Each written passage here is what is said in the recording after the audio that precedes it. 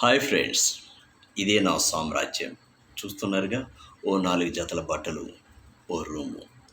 ఈ రూము నాది కాదు, ఈ ఊరు నాది కాదు.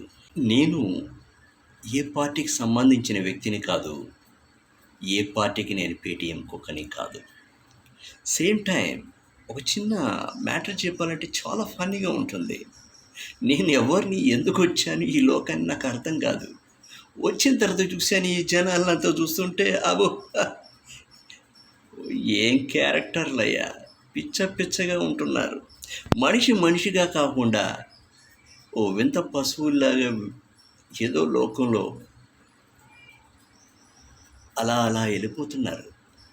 ఎవడు తన జీవితాన్ని తను జీవించడం లేదు, పక్కన వాడి జీవితం మీద చాలా ఇంట్రెస్ట్ చూపెడుతున్నాడు.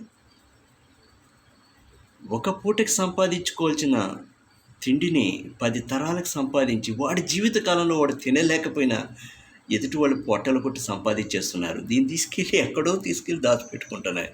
ఎంత కామెడీ! జీవితంలో వాళ్ళు తినగలుగుతారా? ఏ ఇంట్లో చూసినా నా ఫోటో ఉండాలి అని అనుకునేవాడు, వాడు సంపాదన కూడా కరెక్ట్గా ఉండాలి.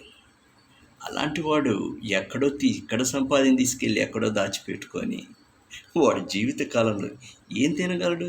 మహా అంటే జబ్బు చేస్తే గంజి తాగడం తప్పనిచ్చి, ఈ గంజి కోసమా ఇంత లుచ్చా పనులు చేస్తున్నాడని ఆలోచించినప్పుడు ఈ కామెడీ అనిపించడం లేదా? ఇలాంటి కామెడీ పీసుల మధ్యనే నేను బతుకుంటున్నాను, నేను వీళ్ళ చుట్టూ తిరుగుతున్నాను అన్నప్పుడు అసహ్యంగా ఉంది. టూ కామెడీ యార్, టూ కామెడీ.